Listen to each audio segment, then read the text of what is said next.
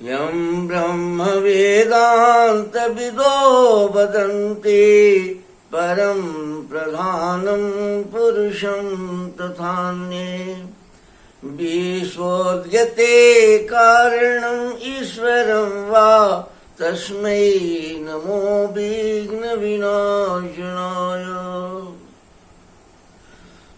हे गणपति देवता, आप जीव के बनाने वाले, भी जीव की रक्षा करने वाले, जीव में शामिल विवेक हैं। आप कृपा करके हमारे भारतवर्ष के लोगों को स्वस्थ रहने की प्रेरणा दीजिए, रोग मुक्त होने की जिजीविषा इच्छा इन लोगों में जगे। क्यों बीमार हैं, इस पर तर्क करने की समूह में इच्छा लोगों में जगे। इन बातों की थोड़ी सी लोगों में जागृत कीजिए, थोड़ा सा भाव जागृत कीजिए। ये मेरी प्रार्थना है। आप इसमें सक्षम हैं, कर सकते हैं, आप कृपा करें। आप अगर चाहेंगे तो ये कठिनाई वो नहीं रह जाएगी। मन सब लोग स्वस्थ, सब लोग रोग मुक्त हो जाएगा। ऐसी मेरी प्रार्थना है आपसे। मैं श्याम बिहारी तिवारी वेद और आयुर्वेद का उपासक हूँ। इस कार्यक्रम को आपको यह बात बताने के लिए करता हूँ कि आयुर्वेद ने और वेद ने जंगली जीवन से सभ्य जीवन जब हम स्वीकार किए, उस समय बहुत ही मंथन के बाद, बहुत ही अनुभव के बाद, लाखों वर्षों के अनुभव के बाद जो खान पान रहन सहन की व्यवस्था दी थी, और बहुत ही सहज शैली में उन्होंने हमको बताया था, और स्वस्थ रहने की संस्कृति कायम करके अपने आयुर्वेद और वेद के नियमों के अनुसार हमें चलने के लिए आदेश दिया था। उस आदेश पर थोड़ा बहुत विचार करने में हमको कोई हर्ज नहीं है, और वो विचार करें तो हम स्वस्थ रहेंगे, आप स्वस्थ रहेंगे। इसलिए इस कार्यक्रम को मैं आपके सामने प्रस्तुत करता हूँ। आज का विषय है कि वायु, पित्त और कफ अपने अपने स्थान में संचित होकर, प्रकोपित होकर जो कष्ट पहुंचाते हैं, जो परिस्थिति पैदा करते हैं शरीर में, उन बातों की चर्चा पीछे हमने किया है। अब ये पित्त, ये वायु, ये कफ, पित्त और ये कफ, ये तीनों पूरे पैर से लेकर सिर तक हर अणु अणु में ये व्याप्त हैं। जब ये वहाँ से संचित होकर और ये प्रसार को प्राप्त करते हैं, जैसे वायु प्रसार को प्राप्त करता है, पित्त प्रसार को प्राप्त करता है, तो पूरे शरीर को प्रभावित करता है, पूरे शरीर को बीमार डालता है।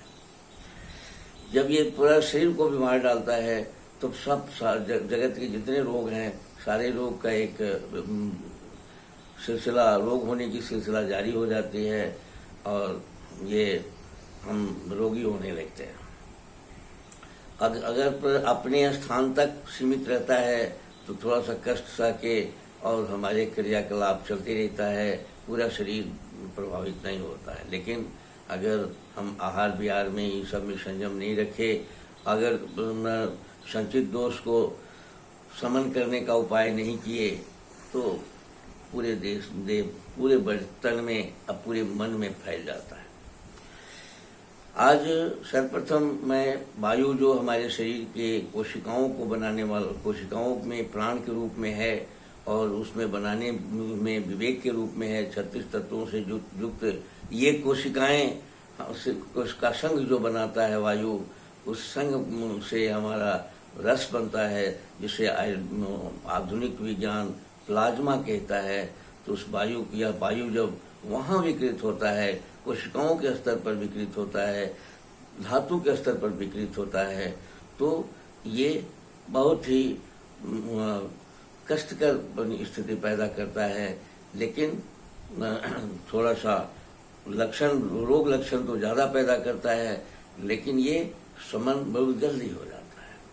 जैसे कि कोशिकाओं के मेल से हमारा प्लाज्मा बनता है, रस बनता है। रस जब रक्त में पचने की स्थिति में जाता है और वहाँ अगर वायु किसी भी कारणवश पचाने में वहाँ पचने के क्रम में अपनी भूमिका अगर अदा नहीं करता है, धात्वाग्नि यानी धातु को पचाने वाली अग्नि अपने व्यवस्था को नहीं करती है, तो वहाँ भयंकर लक्षण पैदा करता है। बेहोशी भी पैदा करता है, मूर्छा भी पैदा करता है, बेचैनी भी पैदा करता है, सारा बात करता है। बहुत थोड़ी सी पाचक इत्यादि दे देने से, थोड़ा सा पचाने की क्षमता बढ़ा देने से वो लक्षण मिट भी जाते हैं, लेकिन बहुत अजीब सा, बहुत सारा भयानक लक्षण पैदा करता है। जब रक्त में से मेद में जाने लगता है, वहाँ अगर ये वायु हमारा अच्छी भूमिका में नहीं रहता है, तो वह रक्त से मांस में जब जाने लगता है, वहाँ हमारी वायु जब कमज़ोर हो जाता है, बढ़िया से काम नहीं करता है, तो बेतरतीब हमारे शरीर में मांस बनते हैं और मांस की अभाव भी होता है। क्योंकि सुखाने वाला प्रवृत्ति रखता है तो मांस बनने नहीं देता है। किसी का हाथ पतला हो जाता है, किसी का पैर पतला हो जाता है, किसी का माने शरीर के कोई अंग पतला हो जाता है, किसी को मोटा तो होता ही नहीं है, ये सुखा के रखता है।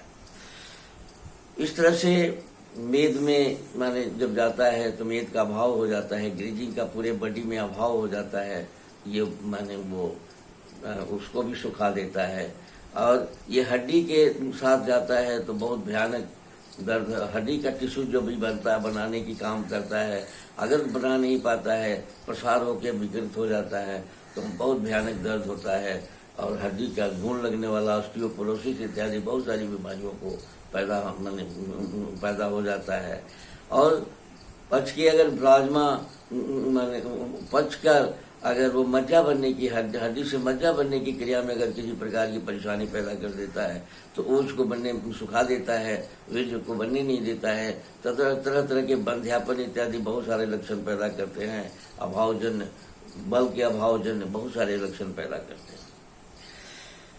चमड़ा में जब माने कोई सुखा देता है और रंग को बदल देता है। जब वायु की विकृति पूरे बॉडी में होती है तो रंग को बदल देता है।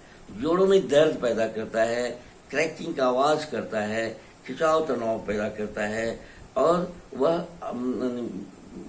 दर्द भी काटने, पीटने, छोड़ने जैसा, पिन करने जैसा दर्द करता है और जाम पैदा करता है, जाम कर देता है, ऐंठन भी रहती है। ऐसी परिस्थिति में वायु का जो पूरे बॉडी में जब जाता है तो व्याकुलता भी आ जाती है, क्योंकि पूरे बॉडी का जो सिस्टम है, अन्य जो सारा चेतन सिस्टम है ऑटोमेटिक चलने वाला, उसको चिंताग्रस्त हो जाता है, बेचैन हो जाता है, व्याकुल हो जाता है। और जब वो व्याकुल हो जाता है तो मन में खलबली मच जाती है, मन नहीं लगता है, बिना अकारण तरह तरह की मानसिक परेशानियां उत्पन्न हो जाती है, खिंचाव होता है, तनाव होता है और पूरा तो माने वो उतार चढ़ाव की स्थिति बन जाती है। कभी कोई भी माने, और ये मन को भी पूरा का पूरा मन के सारे बीमारियों का होने का कारण बन जाता है। लाखों, अभी सैकड़ों बीमारियां मन से मॉडर्न साइंस कहता है कि मन से सैकड़ों बीमारियों को का नाम देता है। सब बीमारी पैदा होने की स्थिति बन जाती है। कब्ज और दर्द इसका प्रधान लक्षण रहता है। सब जगह खिंचाव, तनाव और कंपन भी करता है, कपाता भी है, चलने में बैलेंस भी नहीं मिलती है, यानी कोऑर्डिनेशन भी खत्म हो जाता है। कोऑर्डिनेशन का मतलब कि हमारी जो नेचुरल चाल है और प्रकृति की जो हमारे ऊपर ग्रेविटेशन इत्यादि गुरुत्वाकर्षण का जो दबाव है, उस दबाव के साथ मिल मिलाकर चलने की प्रक्रिया भी छूट जाता है। और ऐसी स्थिति में बहुत सारे भयानक रोग जैसे आधुनिक स्तर का पार्किंसंस इत्यादि, लकवा, पार्किंसंस, ये सारे रोग हो जाते हैं। स्मरण शक्ति का क्षय भी हो जाता है। इंटेलेक्ट में या तो बढ़ जाता है, थोड़ी सी पागलपनी टाइप का स्थिति बन जाती है, नहीं तो स्मरण शक्ति का लोप भी हो जाता है और ये बहुत भयानक स्थिति पैदा हो जाता है।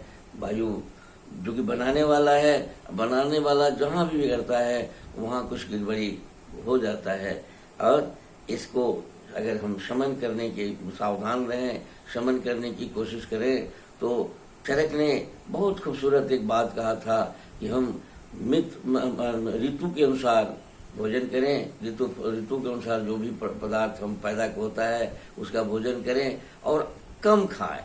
जब हमको दोष का संचय होने लगे, किसी भी दोष का संचय होने लगे तो हम भोजन जो करें कम करें और समय से का पालन करें। आपने सुबह से शाम तक जो प्रकृति का जो क्रियाकलाप का जो व्यवस्था है उसका हम पालन करें। ऐसा पालन करने से ये वायु का जो अगर बिगड़ता भी है तो बहुत कम ही परेशानी पैदा करेगा और उसके बाद उसको संभाला जा सकता है। और तीनों दोष ही अगर हम ऋतु के अनुसार भोजन करें, माने भूख से अधिक भोजन न करें और आहार विहार में अपने पाचन की क्षमता का, अग्नि की क्षमता का ध्यान करके अगर हम भोजन करें तो ये खान पान में हमारा जो मसाले हैं या खान पान में जो रस है, मधुर रस, अम्ल रस और खट्टा अन्य कट्टू रस, ये सब है, ये सब उसको संभाल देता है। लेकिन जब हम अपने आहार विहार में, खान पान में जब हम लापरवाही बरतते हैं तो ये पूरे देह में, पूरे तन और मन में फैलकर वायु और सबको संकट में डाल देता है। आज का कार्यक्रम मैं वायु का की चर्चा के साथ आपको समर्पित करता हूँ।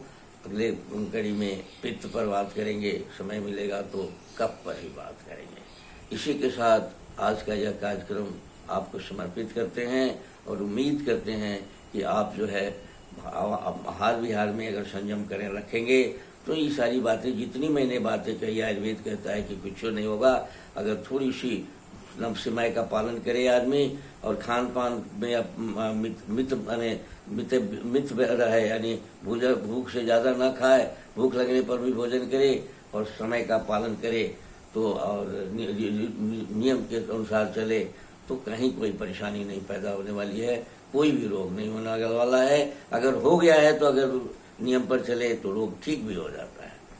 इसी के साथ इसका कार्यक्रम आज आपको समर्पित करता हूँ। धन्यवाद।